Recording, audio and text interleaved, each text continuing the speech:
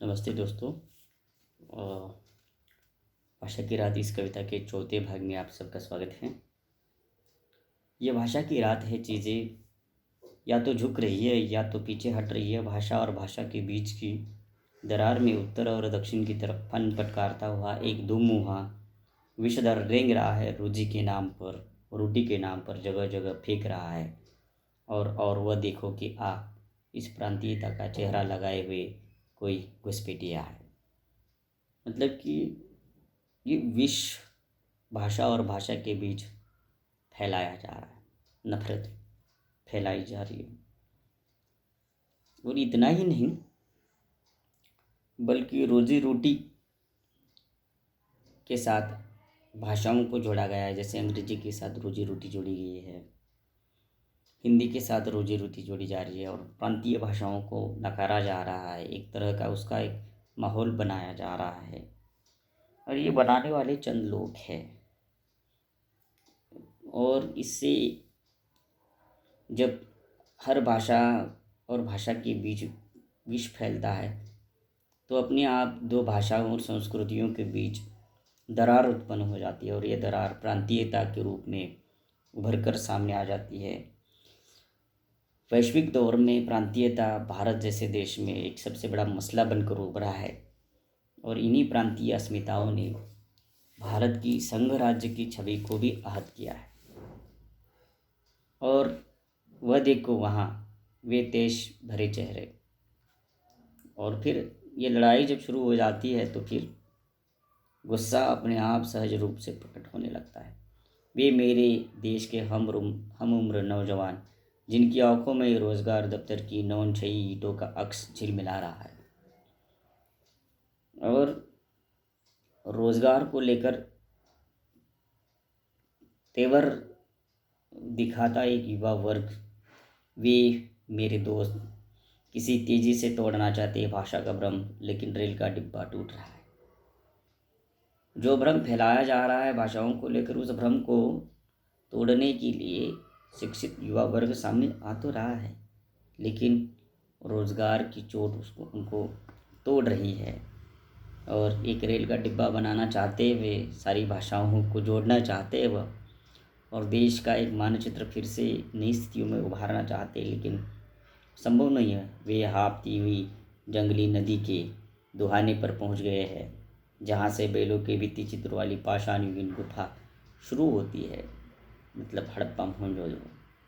और शहर, अपनी भूल चूक का आता पता पूछने वाला शहर, बहुत पीछे छूट रहा है, बहुत दूर दूर, जहां आसमान अपने बौने हाथों से हिंदुस्तान की ज़मीन को नंगा कर रहा है।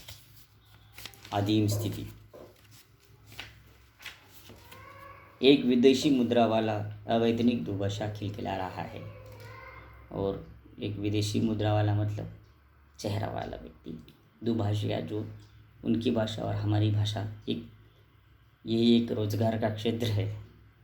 और वे देखो, वह निहाल तोंदियल कैसा मगन है, चुर चुर चुर हंस रहा है। ये निहाल और तोंदियल मतलब जिसका पेट भरपूर भरा हुआ है और उसकी तोंद निकली हुई है, मतलब उपभोग के सारे सामान उसके पास है, वो हंस रहा है हम पर। भीड़ के अंधे जुनून पर उसे कतई ऐतराज़ नहीं है। भीड़ और भीड़ के अंधे जुनून पर उसे ऐतराज़ नहीं है। उसका कहना है कि लाभ और शुभ के बीच सिंदूर तो है, मगर लाज नहीं है। ये विडंबना है इस देश की। और ये हमारी अवहेलना, ये सारा देश, ये सारी युग, ये सारा रोज़ उसके लिए केवल तमाशा है। भाषाओं को लेकर, अस्मिताओं को लेकर, रोजगार को लेकर जो तमाशा होता है, उसके लिए जो आंदोलन होते हैं उसके लिए वो तमाशा है। बिना किसी क्षोभ के उसने अपने तख्तियों के अक्षर बदल दिए, क्योंकि बनिया की भाषा तो सहमति की भाषा है। और वह एक बनिया है, व्यवस्था में बैठे हुए लोग। और बनिया हर हाल में उसकी भाषा एक सहमति की भाषा होती है। मतलब कि बनिया की कोई अपनी विचारधारा नहीं होती। जहाँ धन और लाभ है वहाँ वो होता है। संस्कृति, भाषा, अस्मिता उसके लिए कोई मायने नहीं रखती। तो उस बनिया की तरह सत्तासीन लोग, व्यवस्था में बैठे हुए लोग, सारा जोश और रोष लोगों का उनके लिए तमाशा बन गया है। देश डूबता है तो डूबे, ये सच्चाई है, उनकी मानसिकता है। लोग उबते हैं तो उबे, जनता लट्टू हो चाहे तटस्थ हो, बहरहाल वह सिर्फ चाहता है कि उसका स्वस्तिक स्वस्थ रहे। स्वस्तिक मतलब शुभ। शुभ क्या है? उसकी सत्ता का टिका है। ओ भाषावर हमलों के हलकान मेरे भाई, क्या तुम्हें अब भी उसी का भरोसा है? भाषावार प्रांत रचना होने के बाद क्या ऐसी व्यवस्था उपस्थित करने वाले लोगों के ऊपर तुम्हारा भरोसा है, जिसके अधिमारे में हमारी लिट्टी है, चावल है, इडली है, डोसा है, हाय जो असली कसाई है, जिसके अधिकार में हमारा राशन पानी है, वह कसाई है, और उसकी निगाह में यह तुम्हारा तमिल दुख, यह मेरी भोजपुरी पीड़ा का भाई है। भाषा उस तिकड़मी धर्मदेव का तो कोरे।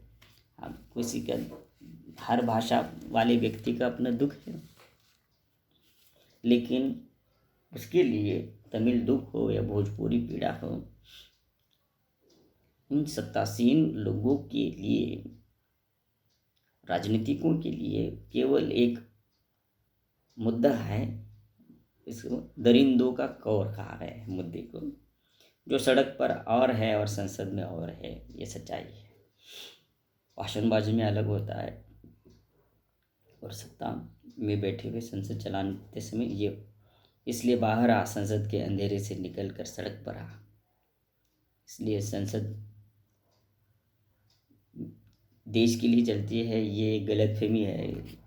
इसको दूर करते हुए धीमी कहते हैं कि संसद के अंधेरे से निकल कर सड़क पर आ, भाषा ठीक करने से पहले आदमी को ठीक कर आ, अपने 14 मुखों से बोलता हुआ। मतलब कि जब ये कविता लिखी थी तो संविधान की सूची में 14 भाषाएं थी, इसीलिए 14 मुखों से बोलता हुआ सभी हम एक है का नारा लगाना चाहिए। ओ देश के पोर पोर में दुखते हुए गूंगे जनून, क्रोध की अगली मुद्रा में उफनते हुए स्वस्तिक खून, आ बाहर आ। और जो दुख है, जो कूट कूट कर भरा हुआ है, उन सबको आने के लिए कह रहा है। मैं एक अदना कवि कहता है कि मैं आवेदन कर रहा हूँ, आह्वान कर रहा हूँ, लेकिन मैं एक अदना सा छोटा सा कवि हूँ, साधारण। तेरी भाषा का मोहताज मुझे अपनी बोली में शरीक कर, चीख अपने होने की पीड़ा से चीख, लीक तोड़। ये लीक तोड़ ना कह रहे हैं कि कोई हमें आवाज़ उठाने के लिए कहता है और हम उठाते हैं। ये लीक तोड़ो और सभी साथ होकर व्यवस्था के इस भाषाई नीति के तिकड़म को, भाषा पर चल रही है हमारे शोषण को, भाषा पर हमें जो उछाला जाता है उसको, तो उस लीक को तोड़ने की कोशिश करने के लिए बात कही जा रही है। और अब इस तरह मत दे, साफ साफ कह दे, भूख जो कल तक रोशनी थी, आज नींद से पहले का जागरण है। नींद से पहले का जागरण मतलब वे अब थोड़ा सा होश में आ रहे हैं, हम अब थोड़ा सा होश में आ रहे हैं। ऐसा व्यवस्था को तुम्हें बताना होगा, इसीलिए तुम्हें संसद में नहीं सड़क पर आना होगा। सुविधा परस्त लोगों के ऊसर दिमाग में थुअर की तरह उगी हुई राजनीति शब्दों के बाहर का व्याकरण है। और कुछ जो राजनीति करने वाले लोग कैसे हैं? सुविधा परस्त है। जैसे ज़मीन में कुछ बोया नहीं तो ऊसर ज़मीन में थुअर उगाती है, कांटे उगाते हैं। ठीक उसी तरह ये राजनीतिक दिमाग है। साफ साफ कह दे कि यह सिर्फ साकारी हुई आत्मीयता है। तुम बता देना उनको कि तुम जो आत्मीयता दिखा रहे हो ये साकार की गई आत्मीयता है। ये आत्मीयता आत्मा के अंदर की आवाज़ नहीं है कि भूखा रहकर भी आदमी अपने हिस्से का आकाश मुस्कुराते हुए ढोता है।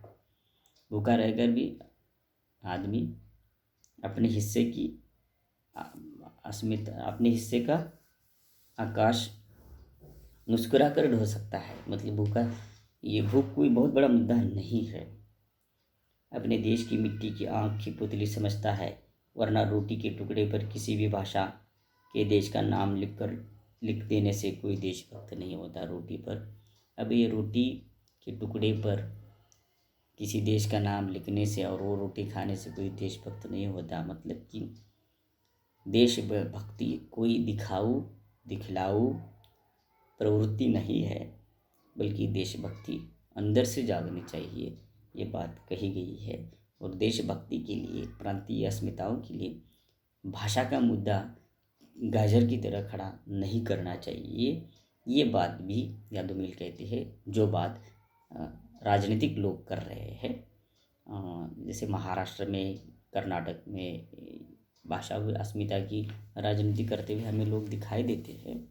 तो हर प्रांत में यही बात दिखाई देती है और द्वेष विष फैलाया जा रहा है। इसलिए संसद में जो चल रहा है उसका सड़क पर आकर हमें विरोध करना है और सभी भाषाओं को मिलकर एक साथ विरोध करके भाषा को लेकर जो राजनीति चलती है उसका प्रतिरोध करने की बात यहाँ भाषा की रात इस कविता के माध्यम से धूमिल हमारे सामने स्पष्ट करते हैं। धन्यवाद।